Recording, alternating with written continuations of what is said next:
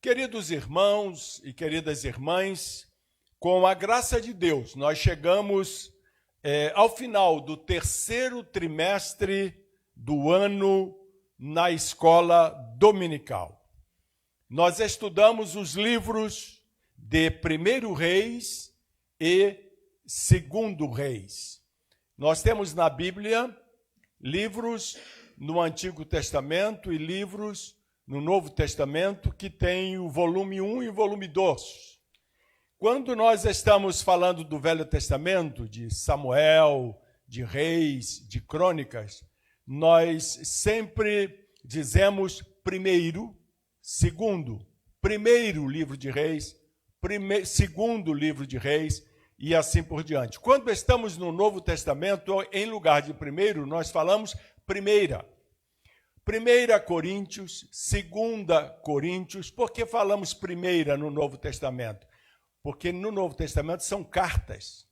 Então é primeira carta do apóstolo Paulo aos Tessalonicenses, segunda carta do apóstolo Paulo aos Tessalonicenses. Então nós dizemos assim, 1 Timóteo, 2 Timóteo e assim por diante. Portanto, hoje nós estamos estudando os livros de 1 Reis e 2 Reis. Esses livros, eles contam a história dos reis do povo de Deus, desde o reinado de Salomão até o cativeiro na Babilônia. A tradição judaica atribui a autoria de ambos os livros a Jeremias. Mas a tradição cristã, baseada em indícios bíblicos, que eu não citarei aqui para podermos ganhar um tempo para falar um pouquinho mais do assunto de hoje, a tradição cristã, com indícios bíblicos, diz que os 2 livros dos reis teriam sido escritos ao longo de séculos, enquanto os fatos iam ocorrendo. E esses fatos registrados através do tempo foram, então, organizados pelo profeta Isaías. E, mais tarde, esse trabalho do profeta Isaías foi complementado e revisado pelo profeta Jeremias. Notemos, irmãos, que na Bíblia hebraica, o livro dos reis é apenas um. A divisão em 2 livros, tendo o reinado de Acabe como o divisor do primeiro para o 2º livro, é obra dos tradutores da Escritura para o grego. Como os irmãos sabem, todo o Antigo Testamento foi escrito em hebraico, e uma pequena parcela do livro de Daniel foi escrito em aramaico. E a Bíblia só existia nessas línguas até o 4º século antes de Cristo, quando foi feita a primeira tradução da Bíblia para outro idioma, que foi exatamente o grego. E essa tradução do Antigo Testamento para o grego é conhecida como Septuaginta. Os tradutores da Bíblia para o grego, quando produziram a Septuaginta, dividiram o livro dos reis em 2, com Acabe sendo o divisor do 1º volume para o 2º volume. Isto aconteceu 400 anos antes de Cristo. Não exatamente 400 anos, mas no século IV antes de Cristo. Foi entre o ano 300 e o ano 200. O foco deste trimestre na escola dominical que encerramos hoje, o foco para os nossos dias, porque nós sempre procuramos trazer o conhecimento da história, mas sempre aplicando o conhecimento da história à nossa vida hoje, para sairmos da escola dominical sempre edificados com o ensino. E eu percebo que aqui, nesta igreja, os professores são muito cuidadosos nesse aspecto. Sempre procuram fazer esta aplicação. Então, no nosso caso, nesse trimestre, o foco do trimestre foi como ser fiel e prudente com as coisas que Deus nos tem dado. E para o encerramento do trimestre, tão rico em ensinamentos para as nossas vidas, eu selecionei alguns pontos centrais das lições do trimestre para a nossa reflexão esta manhã. Vamos então passar mais um slide, vamos até o slide número 4. Mais um. Não é este. Temos que voltar aí. Perfeito. Ah, sim, é esse mesmo. Perdão, eu que me enganei. Pode voltar lá. Muito bem. Isso, a gente vai devagarzinho aprendendo. Está aí, Reinado de Salomão. Quando eu digo aprendendo, sou eu, porque eles lá já sabem muito bem, né? Eu que sou o aprendiz. Bom, vocês já sabem que o meu código com o Fernando, e tem a menina lá, como é o nome dela? É a Júlia. Oi, Júlia, tudo bem com você?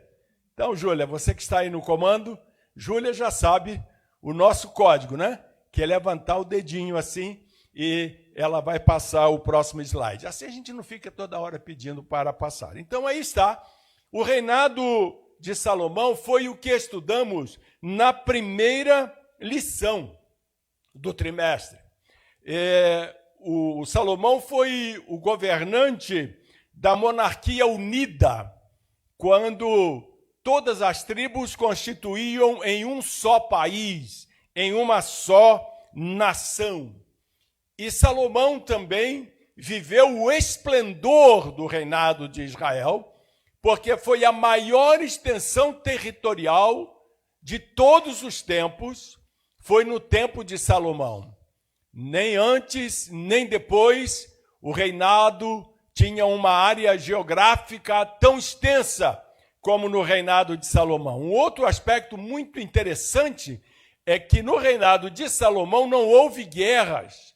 Foi um tempo de paz, um tempo de muita tranquilidade na vida das pessoas, porque Salomão não promoveu nenhuma guerra com outras nações. E por isso mesmo, no estudo da Bíblia, o reinado de Salomão é uma figura do reino de Cristo no milênio, do qual nós vamos participar já com corpos glorificados, porque já teremos sido arrebatados e estaremos então voltando com Jesus no segundo evento da sua segunda vinda. Muito bem. Há uma preciosa lição quando vemos a questão da construção do templo. Ora, o templo como habitação do Senhor, o templo como habitação do Senhor, como o próprio Senhor nosso Deus diz a Salomão, no capítulo 6 de 1 Reis, era figura ou tipo do corpo de cada um dos salvos na pessoa de Jesus Cristo. Porquanto, desde o instante em que cremos em Jesus, tornamo-nos, como vocês podem acompanhar aí nos monitores, primeiro, templo santo do Senhor. Efésios 2 e 21, fala de cada um de nós que servimos ao Senhor. O nosso corpo é chamado por Paulo em Efésios de templo santo no Senhor, em Efésios 2 e 21. E no versículo seguinte, no versículo 22, Paulo se refere ao nosso corpo como morada de Deus no Espírito. E na sua primeira carta aos Coríntios, no capítulo 6, versículo 9, ele então usa a expressão que nós conhecemos mais popularmente e que chamamos o nosso corpo de templo do Espírito Santo. Portanto, irmãos, nós devemos considerar que uma vez salvos por Cristo, nós não temos mais o direito de fazer o que quisermos com o nosso corpo. Não temos mais esse direito. Mas nós temos que cuidar dele e não permitir que o pecado reine em nosso corpo. Paulo explica isso com detalhes no capítulo 6 da sua carta aos Romanos, do versículo 12 até o versículo 22. Se você quiser estudar isso com mais calma, depois você pode ler esse texto em casa. Ou seja, nós temos que cuidar do nosso corpo, porque ele é templo santo no Senhor, ele é morada de Deus no Espírito e ele é templo do Espírito Santo. Como então, e aqui eu trago isso para a sua reflexão, como então alguns entre nós, que se dizem salvos, estão dando ouvidos a ensinamentos segundo os quais Deus não se preocupa com o que façamos com o nosso corpo. Essas pessoas dizem que o Senhor só quer o nosso coração e que não há qualquer problema como nos apresentamos corporalmente. Pense nisto. Se estas pessoas estão seguindo os ensinamentos das Escrituras. Nós fomos então, irmãos, para a lição número 2. E na lição número 2, nós estudamos a divisão do reino e os primeiros reis de cada reino, que foram Jeroboão, por parte do reino do norte, e Roboão, como rei do reino do sul. Esta lição, irmãos, número 2, ela ressaltou a importância de ouvirmos bons conselhos. Nós aprendemos nesta lição que os maus conselhos levam o ser humano à ruína, mas que, por outro lado, os bons conselhos têm o poder de nos livrar da morte. Portanto, já temos aí 2 aprendizados riquíssimos para a nossa vida diária.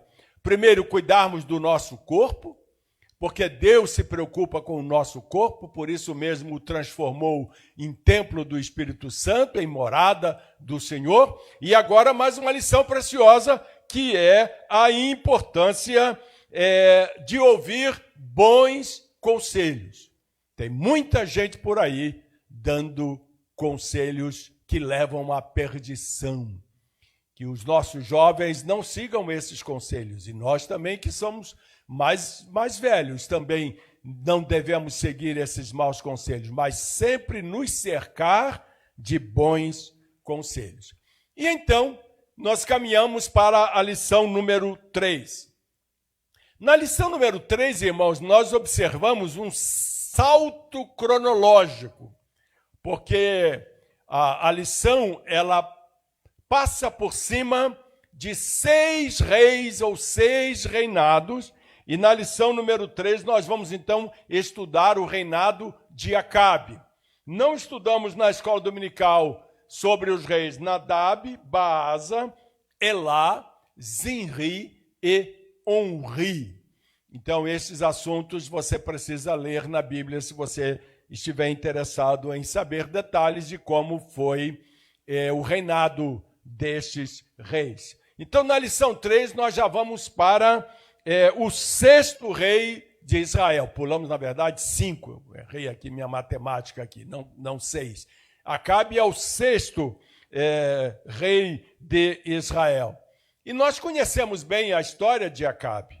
Irmãos, o casamento de Acabe com Jezabel, princesa de Sidom, uma outra nação, ela não era judia, trouxe enormes prejuízos espirituais para o povo de Israel.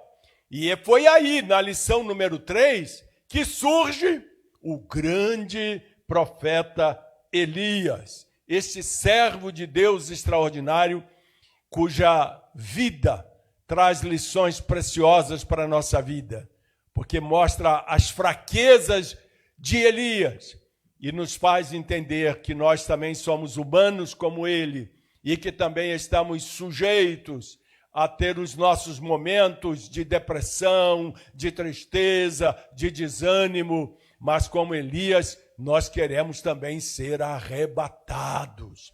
Louvado seja o nome do Senhor. Não vai ser num carro de fogo, mas eu estou achando que vai ser um milagre ainda maior, né, Alessandro? Que afinal de contas nós vamos ser arrebatados pelo Espírito Santo. E ele vai nos levar ao encontro de Jesus, que vai estar nas nuvens nos aguardando. E ali nas nuvens, então, vai ser uma festa muito grande, quando estaremos face a face com o nosso Salvador. Então, esta lição número 3 ressaltou que Deus é Pai de amor. Olha só que interessante nesta lição. Deus é Pai de amor, de bondade e de misericórdia. Contudo, todo pecado traz consequências inevitáveis à vida humana. Então, irmãos, veja bem, se você peca ou se você erra, porque nem todo erro é pecado.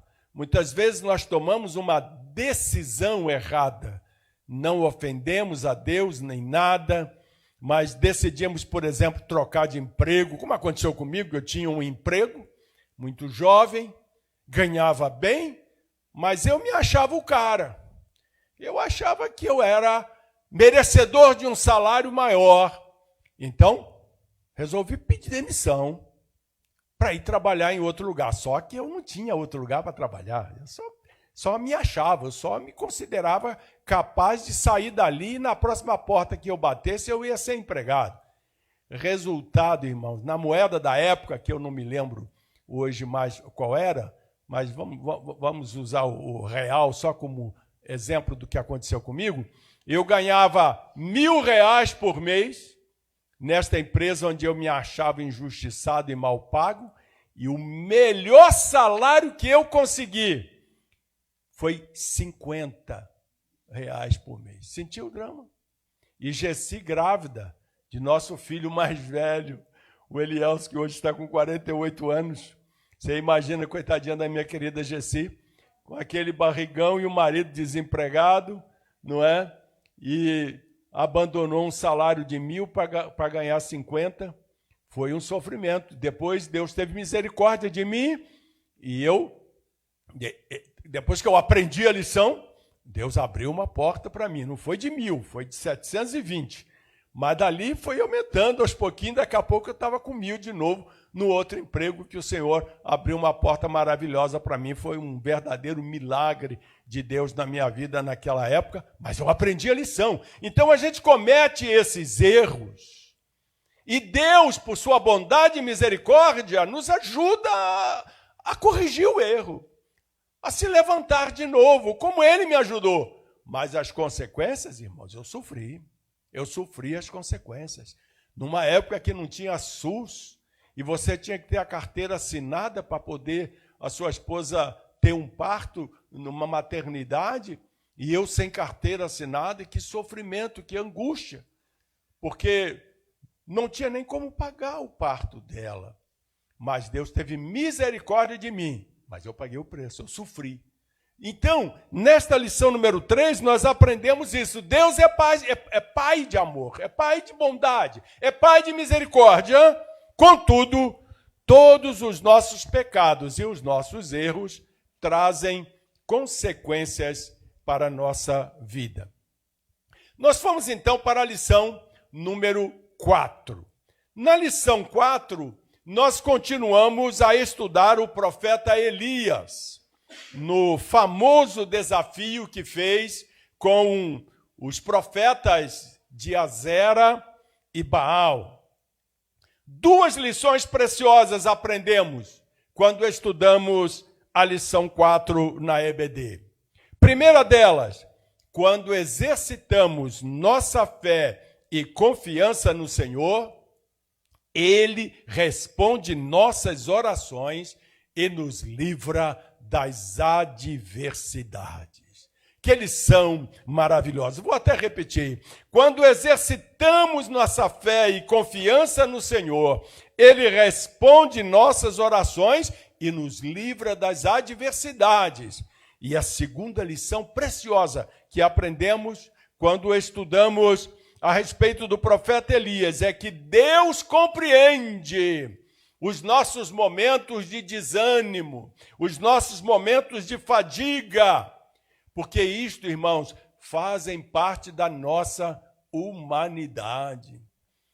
Houve um tempo da minha vida que eu achava que Deus me rejeitava, por eu estar sem vontade de vir na igreja, por eu não querer ir na escola dominical, eu achava que Deus ia me castigar, que eu ia sofrer calamidades na minha vida. Mas eu fui aprendendo aqui com Elias que não é assim. Deus compreende. Deus compreende, irmãos. Deus nos compreende mais do que qualquer pessoa próxima de nós. Ele compreende os nossos momentos de desânimo, compreende os nossos momentos de canseira, de fadiga, porque Ele sabe que nós somos humanos e, como humanos, estamos sujeitos a estas coisas. Vamos então pular a lição número 5 e vamos então agora para as lições 6, 7 e 8. Nas lições 6, 7 e 8, nós analisamos o ministério de Eliseu, que não é o pastor Ezequiel, entende? Que eu chamei de Eliseu na primeira vez que preguei para os irmãos aqui. Eliseu para cá, Eliseu para lá. A Imageni ficou nervosa. Esse camarada trocou meu marido. O que é que eu faço agora quando chegar em casa? Né? O Eliseu está aqui do lado esquerdo. Né? Esse aqui é Ezequiel, não é? Então, irmãos, nós aprendemos então nessas lições 6, 7 e 8 o ministério de Eliseu, que foi o sucessor de Elias. E foi uma escola dominical maravilhosa, porque nós aprendemos nela lições preciosas para a nossa vida. Eu destaquei 3, que vocês podem acompanhar aí nos monitores. A primeira lição que eu extraí para a minha vida e compartilho com os irmãos esta manhã é que a história de Elias e Eliseu nos inspira a andarmos com pessoas que desfrutam de intimidade com Deus. E por isso vale a pena estas pessoas serem seguidas e imitadas. Me veio até a memória, quando preparava esta lição, aquele famoso ditado popular que temos aqui no Brasil: dize-me com quem andas e direi quem és. Então essa foi uma lição maravilhosa. Vamos andar com pessoas que estão próximas do Senhor, porque eles vão nos aproximar de Deus também. A segunda lição que aprendemos para a nossa vida é que não importa se pessoas infiéis existirem no meio das pessoas fiéis. Não faz diferença, irmãos, porque o Senhor sempre irá intervir a favor dos que o temem. Às vezes a gente se preocupa demais com alguém que está com a gente, que congrega com a gente, que vem na igreja com a gente, mas que a gente sabe que não tem uma vida duvidosa. E a gente fica preocupado, como é que essa pessoa está aqui? Irmãos, nunca devemos perder o foco de que a igreja é um hospital. Igreja, irmão, não é local de gente sarada, de gente sadia.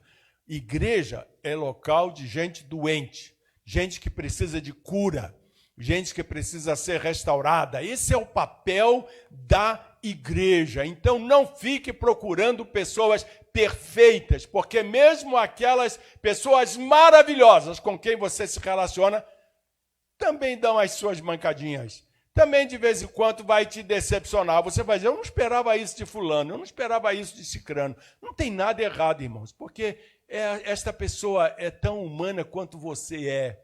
É que nós só vemos os erros dos outros. Não é? Eu gosto muito de um estudo, pastor Ezequiel, feito por um sociólogo, que me falha a memória no momento o nome desse sociólogo, senão daria crédito a ele, que ele fez uma pesquisa e ele descobriu o seguinte, que todos nós, seres humanos, temos 75% de virtudes e 25% de defeito. Ninguém escapa disso. Perfeito? Ninguém. Mas nós temos todos mais virtudes do que defeitos. Mas há uma diferença entre olharmos para os outros e olharmos para nós. Quando nós olhamos para os outros, só conseguimos ver os defeitos. E quando olhamos para nós, só conseguimos ver nossas virtudes. Nós temos muita dificuldade de identificar os nossos defeitos, as nossas fraquezas, as nossas falhas. Estamos sempre verificando isso na vida dos outros. Só que os outros são como nós. Eles também olham para si e só veem as suas virtudes. E quando olham para mim, só veem os defeitos do pastor Eudes. Que pastor chato, que pregador enjoado. Por que o Alessandro convidou esse camarada para falar? Porque ele só vê as coisas, as minhas fraquezas aqui que eu tenho. Agora, eu estou achando que estou, como diz aí o ditado popular, abafando, né? Isso é coisa antiga, irmãos. O pessoal novo não fala mais abafando, não. Isso é lá de trás. Não é verdade? Aí, meus irmãos, eu me lembro de um velho sinal que nós fazemos com as mãos quando apontamos o defeito dos outros. Nós não fazemos assim? Oh, olha o dedinho, ó. Mas aqui, ó, 3 dedinhos para mim, ó. 1 para você e 3 para mim. Você percebe? Quando você aponta o erro de alguém, você tem 3 dedos apontando para os seus. Portanto, vamos dar glória a Deus pela vida das pessoas, orar pelas pessoas e, quando possível, ajudá-las a superar os seus erros, as suas fraquezas. Então, a terceira lição que aprendemos aí nas lições 6, 7 e 8 sobre o ministério de Eliseu é a lição que aprendemos com Naamã. O que aprendemos com ele? Aprendemos que Deus não opera milagres necessariamente segundo nossas expectativas. Ele faz da forma e no momento que deseja fazer o milagre. O pastor Ezequiel falou sobre isso num dos poucos cultos atrás. Ele disse que ele mudou a maneira dele de buscar a Deus e buscar as bênçãos de Deus. Ele parou com esse negócio de chegar para Deus e dizer tintim por tintim o que ele quer de Deus. E deixa nas mãos do Senhor. Então, alguns crentes querem direcionar Deus. O que acontece quando você direciona a Deus? Ele te atende. Você fala assim, Senhor, eu quero trabalhar ali. Deus abre uma porta de emprego para você ali. Mas se você tivesse orado assim, Senhor, abre uma porta de emprego para mim, ele vai abrir ali. Aqui, não ali. Porque aqui é melhor do que ali. Mas você pediu ali, ele te deu ali. Entende? Deus é muito misericordioso, ele é muito compreensivo da nossa humanidade. Então, com Elias, nós aprendemos isso. Não é? Com Naamã, nós aprendemos isso. Naamã pensou que ia ser super bem tratado pelo profeta Eliseu. E Eliseu nem foi falar com ele, mandou um recado, vai lá no Rio Jordão e mergulha lá 7 vezes e você vai ser curado. E foi pela forma que Deus escolheu que Naamã recebeu esse milagre extraordinário, porque na sua época não havia nenhum tratamento, nenhum medicamento para a lepra. Feito isso, irmãos, nós vamos então agora avançar para a lição número 11. Na lição número 11, nós estudamos o reinado de Ezequias. Não é do pastor, o pastor é Ezequiel. O reinado aqui é Ezequias, não é? Ezequias, irmãos, ele foi o responsável pelo restabelecimento da adoração a Deus no reino de Judá, e foi ele também que deu uma sobrevida ao reino de Judá. Não fosse o rei Ezequias, o reino de Judá teria se tornado prisioneiro da Babilônia muito antes do que foi. A lição que aprendemos com o rei Ezequias é que ninguém pode afrontar e zombar de Deus e ficar impune. Fique tranquilo. Se alguém zomba de Deus com você, se alguém faz pouco da sua fé, se alguém te humilha na frente dos outros porque você é um servo ou uma serva do Senhor, não precise mover um dedo contra esta pessoa. Ela está nas mãos de Deus. E ninguém que afronta e zomba de Deus fica impune. Senaqueribe, o rei da Assíria, ele zombou de Deus e humilhou Ezequias diante do povo. Mas nesta mesma noite do dia em que Senaqueribe afrontou e blasfemou do verdadeiro e único Deus, um anjo foi enviado por Deus e matou de uma só vez 185 mil soldados assírios. Portanto, irmãos, nesta lição aprendemos também que o reinado de Ezequias foi muito diferente da maioria dos reis de Judá, porque ele foi um rei temente ao Senhor e confiou no Senhor nos momentos mais difíceis de seu reinado. Ezequias nos deixou, irmãos, uma grande lição. Que lição é esta? Deus sempre ouve os sinceros de coração que confiam nele, mesmo diante do medo e da insegurança. Deus sempre ouve os sinceros de coração. Fique em paz, a sua bênção vai chegar. A resposta de Deus está a caminho, porque Deus sempre ouve os sinceros de coração. Fomos então para a lição de domingo passado, que é a lição número 12.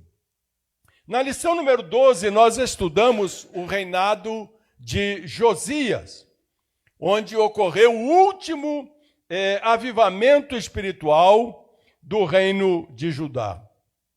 Ao saber que o livro da lei de Deus havia sido encontrado dentro do templo, Josias iniciou em seu reino a maior e mais impactante renovação espiritual vista entre todas as tribos de Israel.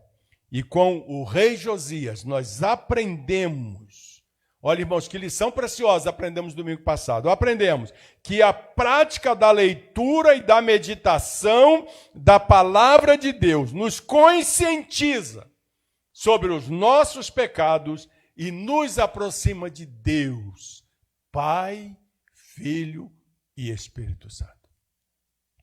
Isso é maravilhoso. Por isso, precisamos, irmãos, ler esse livro sempre. Mesmo que você não consiga ler muito, ler pouco, mas leia pouco. E ore após a leitura, porque esse livro é extraordinário. Como Deus fala conosco através deste livro. Aprenda com Josias que a leitura e a meditação da palavra de Deus nos conscientiza sobre os nossos pecados e nos aproxima de Deus. E então, chegamos na lição de hoje, que é a lição número 13. Eu vou pedir aqui licença aos nossos líderes para só estender um pouquinho mais do tempo. Nós só temos aí mais 3 minutos pela frente, e eu gostaria de dar uma passada na lição número 13, porque ela é muito importante também, ela é muito necessária para a nossa vida. Muito bem, então aí está a lição número 13, o cativeiro de Judá. Nesta lição, irmãos, nós estudaremos a queda do reino do sul, ou reino de Judá. No próximo slide, nós temos o texto áureo, que já foi lido aqui pelo irmão Alessandro, e então está aí o texto áureo. Nós vamos então passar esse slide, vamos passar também o próximo da verdade prática, perfeito? Embora valha a pena repetir a verdade prática, não é? Vale a pena repetir a verdade prática da lição. Volta só um pouquinho no slide anterior, por gentileza, Júlia. Obrigado, querida. Então, está aí a verdade prática. Todo ser humano se torna cativo de suas escolhas e das consequências delas. Eu acho que essa é uma lição que eu aprendi lá atrás, muito jovenzinho ainda, casado há pouco tempo, que nós somos prisioneiros das nossas escolhas e das consequências dessas escolhas. E pagaremos um preço por elas. Que Deus possa sempre nos dar sabedoria, irmãos, para não nos apressarmos, para não colocarmos o carro na frente dos bois. Era uma ilustração muito boa quando eu morava lá na roça, né? Aqui não tem mais negócio de carroça puxada por boi, né? Mas pelo menos nos desenhos, nos filmes antigos, dá para a gente ver estas cenas, não é? Não tem como. O animal tem que sempre ir na frente, puxando a carroça. Muito bem, muito obrigado, Júlia. Vamos, então, para a lição de hoje. Meus queridos irmãos, nesta última lição do trimestre, nós estudaremos sobre o cativeiro de Judá, também conhecido como Reino do Sul. Apesar do povo judeu saber o que havia ocorrido lá em cima, no Reino do Norte, que havia já sido levado pela Assíria, já estava cativo da Assíria, Judá não perseverou em seguir ao Senhor e cometeu os mesmos pecados de Israel, e isso tornou inevitável o cativeiro babilônico. O Reino do Norte foi conquistado pelos assírios, o Reino do Sul pela Babilônia. Nesta lição, nós traremos um breve panorama dos reis do sul, do Reino do Sul, né, os reis de Judá, explicaremos a tríplice decadência de Judá, destacaremos algumas advertências dos profetas levantadas por Deus antes do cativeiro, citaremos os principais motivos do cativeiro de Judá e destacaremos como ocorreu o cativeiro babilônico e, finalmente, mencionaremos a promessa de restauração. Faremos isso de uma forma o mais concisa possível. Portanto, vamos começar com o breve panorama do Reino de Judá. Meus irmãos, o Reino do Sul, ele durou cerca de 345 anos, do ano 931 a.C. até o ano 586 a.C. E, incluindo a rainha Atalia, ele teve 20 reis. Diferente do Reino do Norte, que só teve reis maus, Judá teve pelo menos teve 8 reis bons. Asa, Josafá, Joás, Amazias, Azarias, Jotão, Ezequias e Josias. Vamos então para o segundo item que eu mencionei, que é a tríplice decadência do Reino de Judá. É um outro ensino precioso da lição de hoje. A primeira delas, irmãos, foi a decadência política. A grande maioria dos reis de Judá foram maus. Vocês viram, teve 20 reis, 8 bons. Portanto, 12 reis foram maus. E, evidentemente, esses reis, além de não guardarem a palavra de Deus, ainda fizeram o que era mal aos olhos do Senhor e induziu o povo à rebelião contra Deus. Então, a primeira decadência foi a decadência política. A segunda decadência foi a decadência social. O mau exemplo dos reis de Judá resultou em decadência social da nação.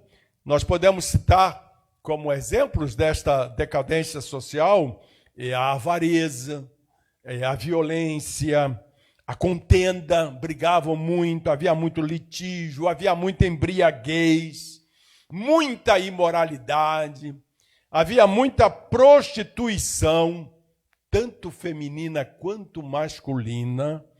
Havia também suborno e injustiça nos tribunais. Portanto, foi uma decadência social muito grande.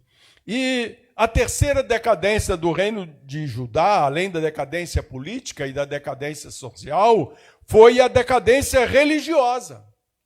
Como se não bastasse a decadência política e social, a nação estava enfrentando uma grande decadência religiosa, porque a adoração a ídolos tornou-se comum em Jerusalém. Além disso, os sacerdotes e os profetas, eles falavam enganosamente em nome de Deus e profetizavam mentiras. Eles diziam que paz, prosperidade e segurança haveria para o povo, quando esse se achava em pecado diante de Deus. Vamos então para o nosso próximo item, que são as advertências dos profetas ao reino de Judá. Então, assim como ocorreu com o reino do norte, Deus enviou profetas para advertir o povo e chamá-los ao arrependimento. Dentre os profetas levantados por Deus antes do cativeiro, se destacam 3: Isaías, Miqueias e Jeremias. O profeta Isaías teve o seu ministério centralizado na cidade de Jerusalém. E ele profetizou durante o reinado de 4 reis de Judá: Uzias, Jotão, Acais e Ezequias. Abrangeu mais de meio século de ministério. Isaías é um profeta que advertiu e denunciou Judá pela sua idolatria, pela sua imoralidade, pelas injustiças sociais. Durante um período de prosperidade, Judá oprimia o pobre, o necessitado, e Isaías exortou o povo a confiar somente no Senhor. Depois nós temos o profeta Miqueias. Nós conhecemos bem o profeta Miqueias, porque o seu nome significa quem é como Jeová. Não é? Quem não conhece esta canção? Quem é como Jeová? Este é o significado do nome Miqueias.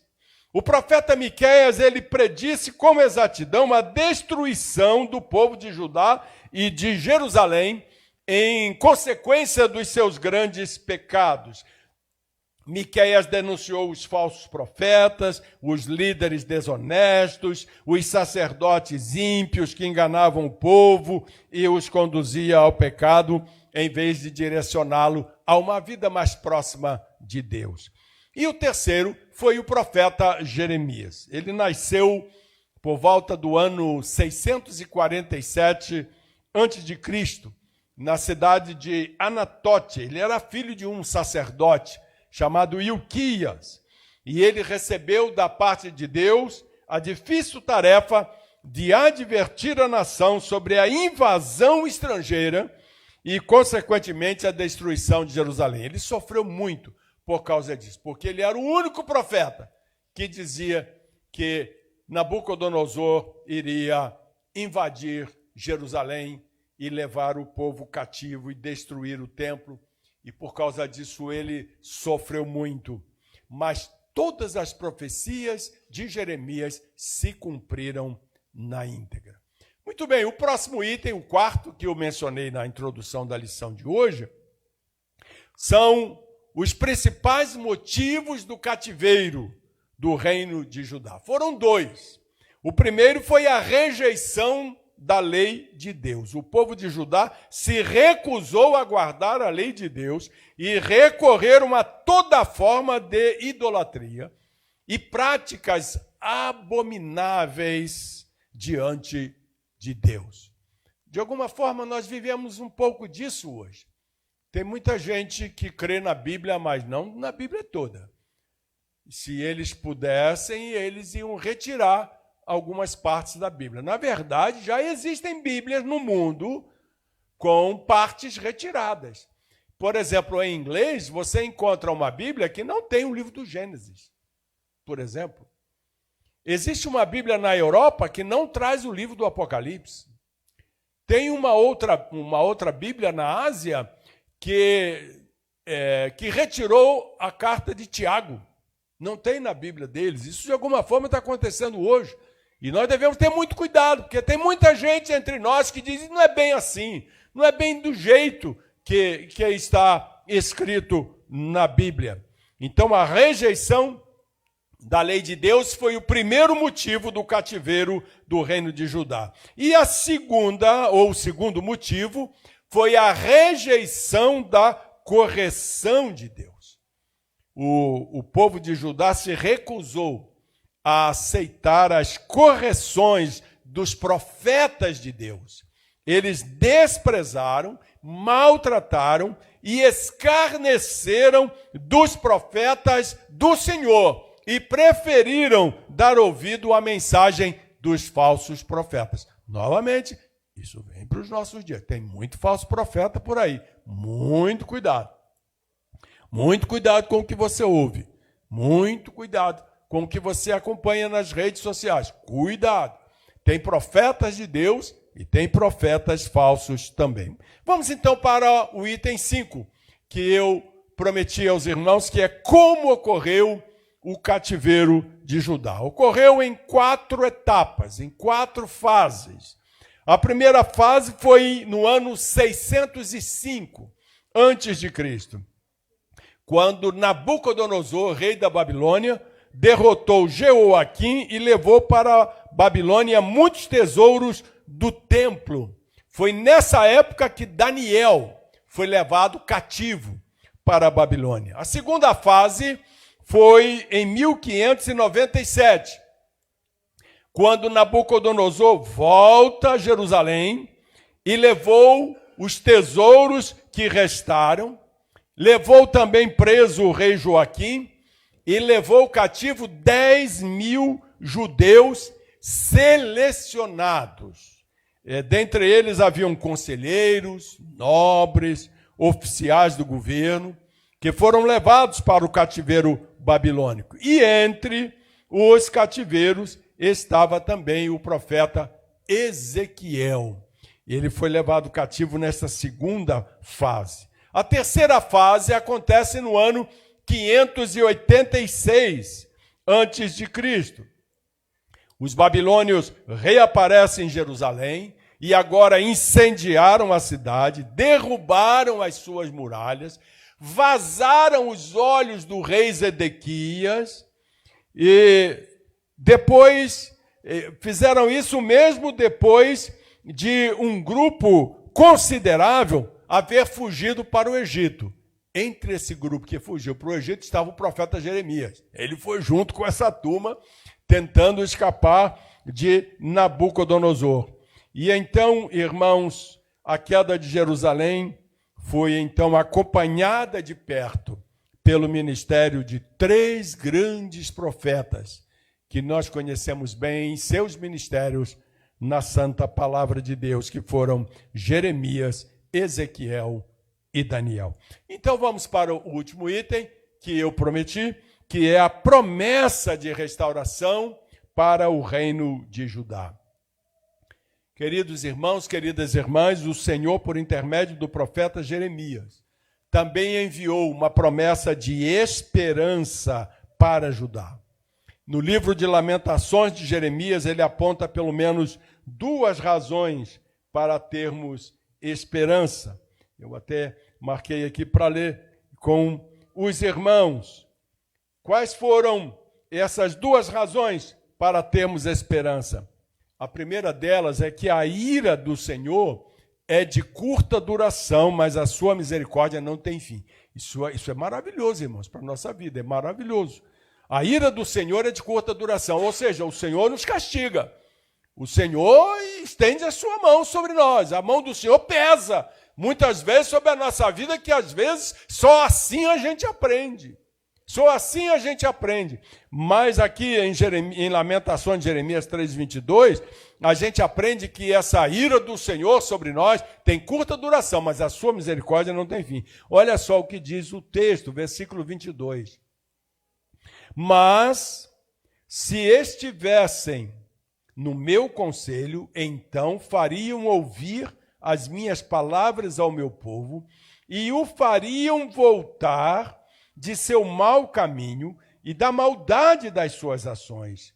Sou eu apenas Deus de perto, diz o Senhor, e não também Deus de longe? Esconder-se-ia alguém em esconderijos, de modo que eu não o veja, diz o Senhor. Não é? Então, vamos ficar só no versículo 2, não é? Que fala sobre... deixa eu ver se eu estou lendo certinho aqui. Não, eu estou lendo errado. Eu vi que não é bem isso que eu li. Eu estou lendo em Jeremias. É Lamentações. Então, vamos lá. Lamentações, capítulo 3, versículo 22. Nós estamos falando sobre a ira do Senhor ser de curta duração e a sua misericórdia não ter fim. Diz aí, as misericórdias do Senhor são a causa de não sermos consumidos, porque as suas misericórdias não têm fim. Glória a Deus. Não pense que Deus desistiu de você. Deus não desistiu de você. Mais uma canção maravilhosa que as irmãs cantam, não é? Deus não desistiu de você. As suas misericórdias não têm fim. Então esta foi a primeira razão para termos esperança. Porque nunca está perdido. Nunca não há mais esperança.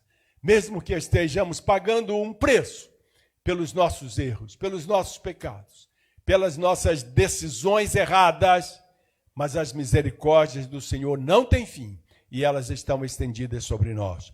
E a segunda razão, irmãos, está então no versículo 24 até o versículo 27. Qual é a segunda razão para termos esperança? O Senhor é bom e misericordioso para com aqueles que nele esperam com humildade e arrependimento. Então vamos lá. Capítulo 3, versículos 24 a 27. A minha porção é o Senhor, diz a minha alma, portanto esperarei nele. Bom é o Senhor para os que se atêm a ele, para a alma que o busca. Bom é ter esperança e aguardar em silêncio a salvação do Senhor. Bom é para o homem suportar o jugo na sua mocidade. Que maravilha de texto da palavra de Deus. Como em um determinado momento da nossa vida, a gente lê Lamentações de Jeremias, traz ânimo para nós recobrarmos as forças e vencermos. Eu queria concluir dizendo para vocês que o cativeiro de Judá trouxe consequências drásticas, prejuízos irreparáveis para o povo judeu, como podemos ver aqui no livro de Lamentações de Jeremias. Além da destruição do templo e da cidade de Jerusalém, ocorreram muitas mortes, fome, desprezo, miséria para os poucos que ficaram na terra. Além da deportação para a Babilônia da grande maioria do povo judeu. Tudo isso, irmãos, poderia ter sido evitado se o povo de Judá e de Jerusalém atentassem para a palavra de Deus e para a mensagem dos seus profetas. Elas foram escritas para servir de alerta e de advertência, não apenas para o povo judeu, mas também para cada um de nós. Que esse estudo nos ajude a compreender como os planos de Deus sempre se realizam e de como devemos obedecer ao Senhor para que dele usufruamos, não fracassando como fracassou a nação de Israel. A vitória está aí. Não desanime, fica firme. Vocês que nos acompanham pelas redes sociais, recebam esta palavra. Você que não consegue mais vir à igreja, você que não consegue mais assistir o culto, mas ainda tem recebido de Deus força para acompanhar os cultos e a escola dominical através das lives desta igreja. Que o Senhor possa te levantar nesta manhã e te dar graça e alegria ao seu coração. Que Deus abençoe a todos, em nome de Jesus. Amém.